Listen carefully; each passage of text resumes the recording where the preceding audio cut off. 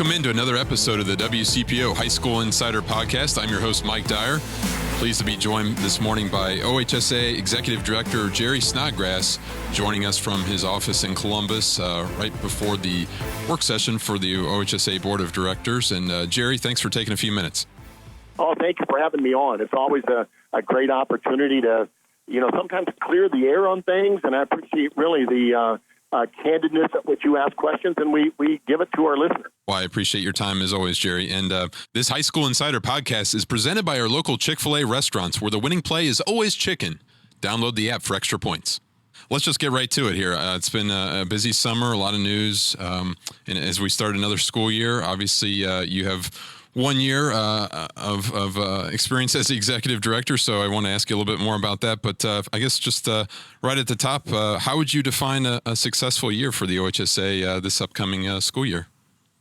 Well, that's an interesting question because I'm a big believer that we do need to celebrate, the things that we do very well and to celebrate the successes.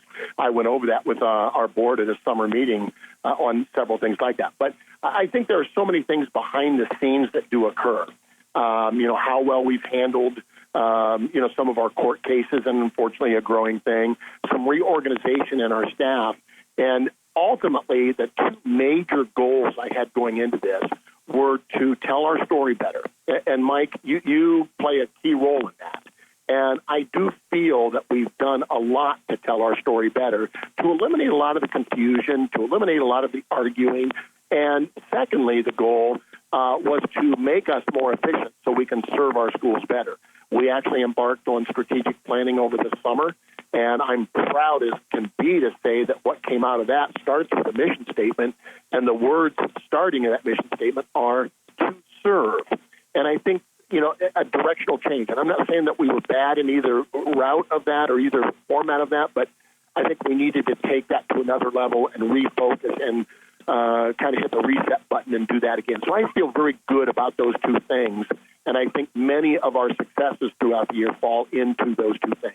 You mentioned to me in April, Jerry, that your first 100 days last fall, you really wanted to slow things down there at the OHSAA and just make sure everything was right in your mindset as you approached the job. And looking at it a year later, what is your approach now that we're into August of 2019 and things have obviously have progressed the way they have over the course of a year? I'm very glad that you remember that, because I will actually address that by saying, slowing things down, I wanted to do that in the first 100 days, has probably been my biggest challenge. And I say uncover. I don't mean it in a bad way and not in a non-transparent way. It's just that there are so many things that, I often use this example, that we oftentimes try to land on Mars without having the rocket built. And that's something that we really had to retool and refocus on. And before we put any regulation in front of our members, coaches, anybody to vote upon, we've got to think out every scenario, good and bad. And that's the part about slowing down. Sometimes it takes a little longer to get something done, but at least we're thinking it out better and not necessarily taking longer, but more in depth, and I hate to say it, but working a little bit harder to get it done in a timely manner. You mentioned the town hall meetings and communicating the OHSAA's mission and making the public understand the components of high school sports here in the state of Ohio. How do you plan to implement those for this upcoming school year? And interestingly enough, we were working on that just the other day and targeting different areas of the state and timing. I'm not necessarily going to do them all in the fall. I know at least one or two I have targeted to do in January. There's kind of a slow time in January where winter sports are underway and kind of waiting for the tournament. So there's a lot of time and room where people have a little bit more time on their hands. But I'm trying to target high-profile areas. In other words, areas that people sometimes really attack us. And they often attack us for, I'll say, the wrong reasons because it's misinformation.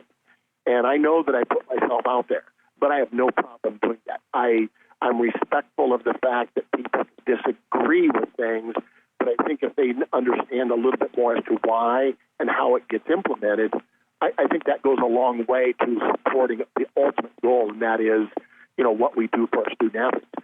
So I'm looking at different areas of the state. I'm looking at people that really can get people to the meeting, and it's really designed for community members around the state. So in the evenings.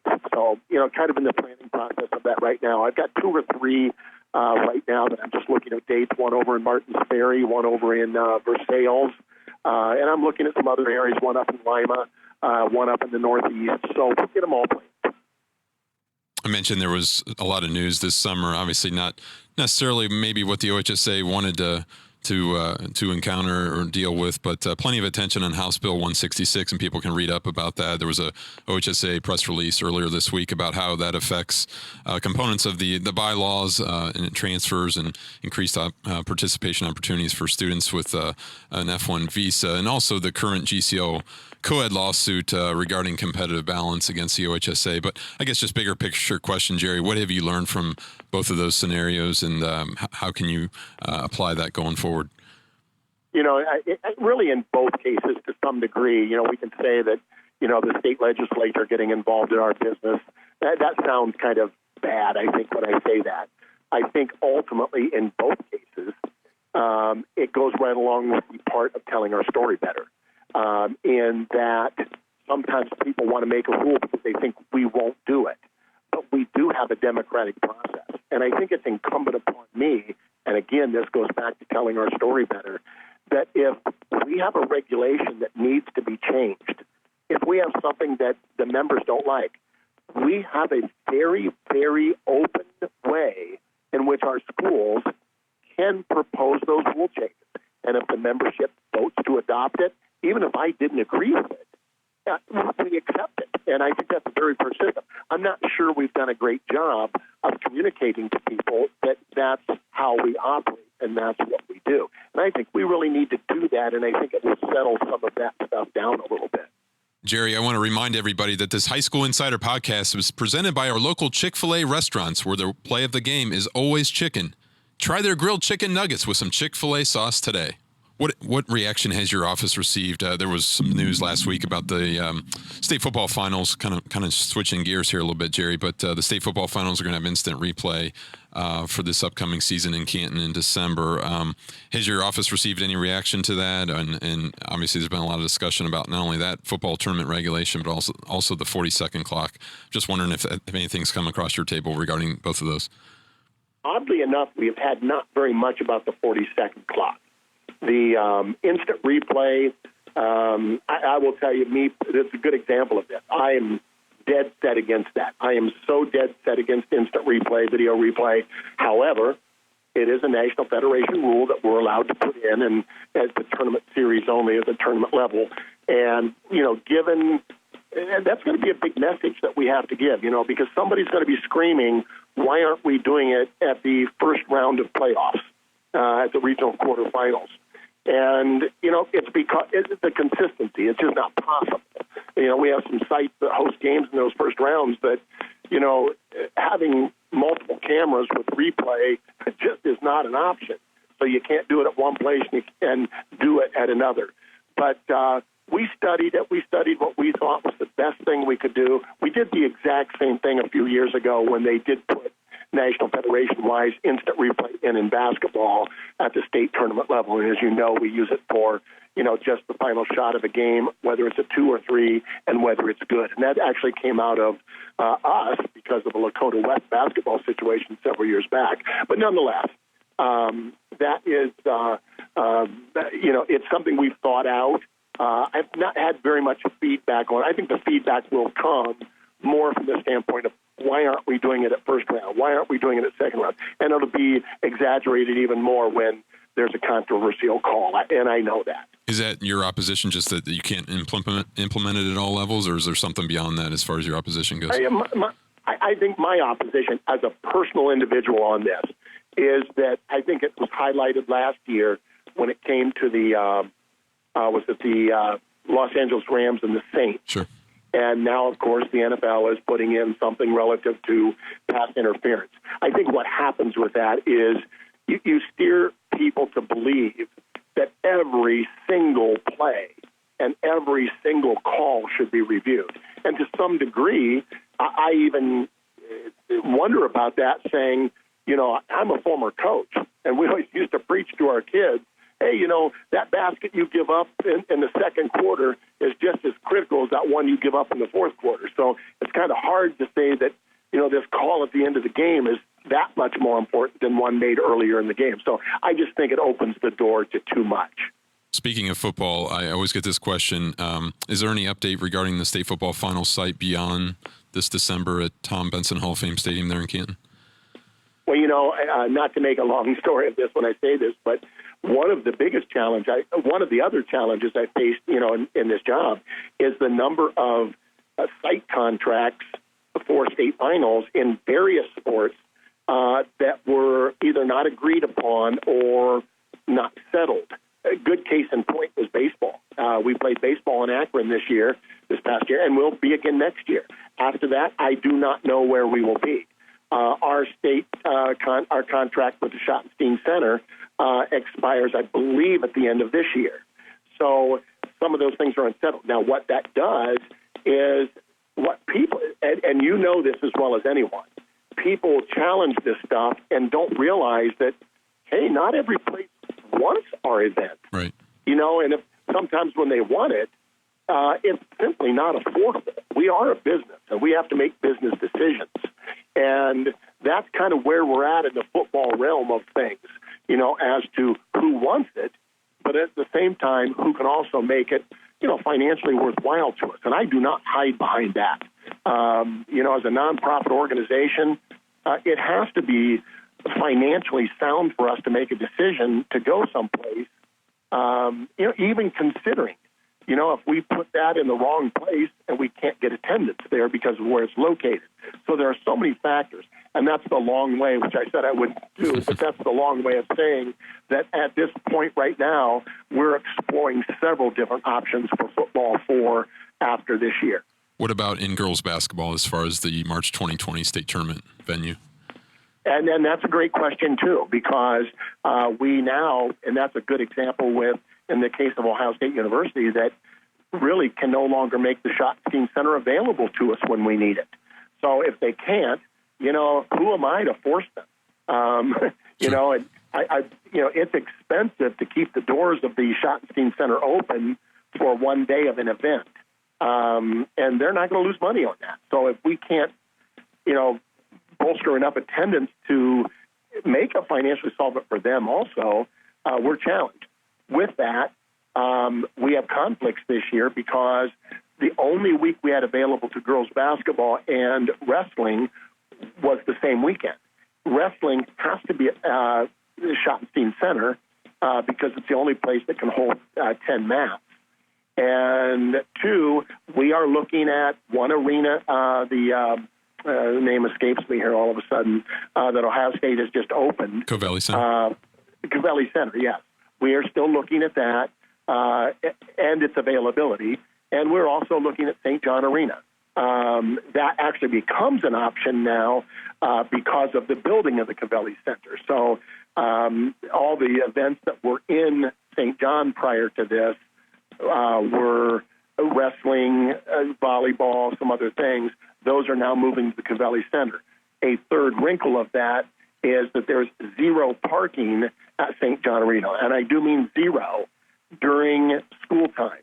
So it would have to line up with spring break for Ohio State in order for us to even consider using it or having them let us use it. And this year, it does open up that it is spring break at St. John and with the Covelli Center. So St. John may be available to us, and we're looking at those options. The other unusual aspect of that is a lot of people do not realize this, but St. John Arena is controlled and operated by the athletic department of the Ohio State University. The Schottenstein Center is managed and overseen by a management group. It's owned by Ohio State University, but a separate management group, not the athletic department manages it. So we're dealing with two different entities here. And actually speaking, our contract is good through this year with the Schottenstein Center. It's just not available. So we have a lot of complications to this. So are you thinking maybe sometime later this fall, September, October, just for those girls basketball fans, maybe? I am very hopeful that we line up the next 2 years in both boys and girls literally within the next month by the end of September. Gotcha. Is there any update on the boys volleyball sport situation and when that may be sanctioned? You know, and I'm a very eager person to get that into our realm. And I don't think there's any secret about that. I'm also respectful of the fact we have to devise a system to register everything boys volleyball officials. There is actually a different group. There are a few different rule changes in boys than girls. So it's not that we can just use every girls volleyball official, let alone for tournament assignments. We need to make certain that we're doing the officials' assignments for that just like we do for other sports. So given that, we are working internally on the dynamics and the infrastructure of that. And I keep saying I'm hopeful every month that I can make that recommendation to the board that we adopt it, but I cannot do that. I just in my own mind cannot do that until our officiating department, our area that works with our, we call it membership services, is all intact and ready to go with it. So I anticipate we will. I really do. I just am not ready to do it yet.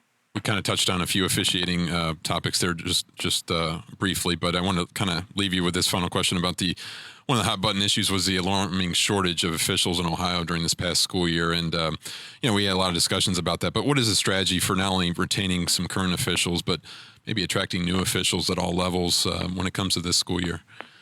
And I've challenged our officiating department with that very thing clear back in May to devise a clear plan on what we're going to do and not just sit back and hope we get more officials. And actually not just sit back and hope the economy tanks, because a lot of people may not realize, but when the economy goes south, we actually gain more officials because it's a good part-time opportunity. So, part of that plan is to continue reaching out to schools. We are up to the 50s now of schools that are offering classes to get that young individual. But it does not stop there.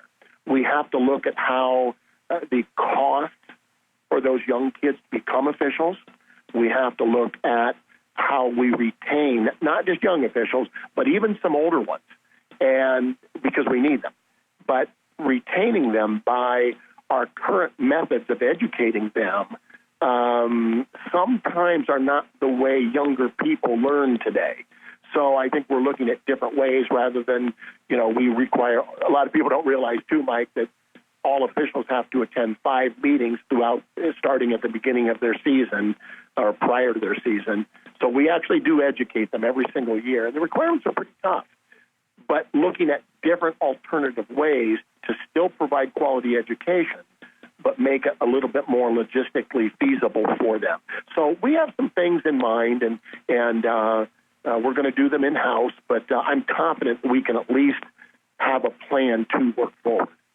And a final thought, Jerry, as you get into this OHSAA Board of Directors work session here, I appreciate all your time and perspective, but we have a local flavor, obviously being well represented there on the Board of Directors with Vice President Jan Wilking, the athletic director there at Wyoming, and then newly appointed OHSAA Board of Director Scott Kaufman, the longtime area athletic director who's now at Lakota West. What's it been like working with those two? Hey, it's awesome. And I will tell you that Jan, actually both of them, but, Jan brings a very, very unique perspective to our board, having a solid financial background. I believe, I may speak out of turn, but I think she was a CPA. Sure. And so, it's a very unique perspective. And a lot of people don't realize, too, that our elected board members were a nonprofit organization. And the number one responsibility of a nonprofit organization is fiscal and financial oversight. And so that's a very welcome thing when it comes to transparency and all that. I'll say from another standpoint, it's a great honor to serve on our board. They are elected members. They serve 2-year terms, which we're actually going to look at. I think that's a very short turnaround for people. But that they do, our regulations do not get approved without those representatives giving their well-documented vote on those things, knowing full well that they are representing the schools in their area. Jerry, really appreciate your time as always. Thanks for fitting me in this morning, and I hope you have a good rest of your day and rest of your week. Thank you, and we're off to a great school year, great athletic year, and thank you for what you do. Our kids, our schools, our coaches, I hope they realize the impact that you make that helps everyone. Thank you very much. I want to thank OHSAA Executive Director Jerry Snodgrass for his time and perspective this morning. A reminder that we will have our WCPO High School Insider podcast at the Kenwood Town Center Chick-fil-A at 3 p.m. Thursday. We'll be joined by Sycamore head football coach Scott Totillo and Indian Hill head football coach Tony Akuri. We'll talk to you soon.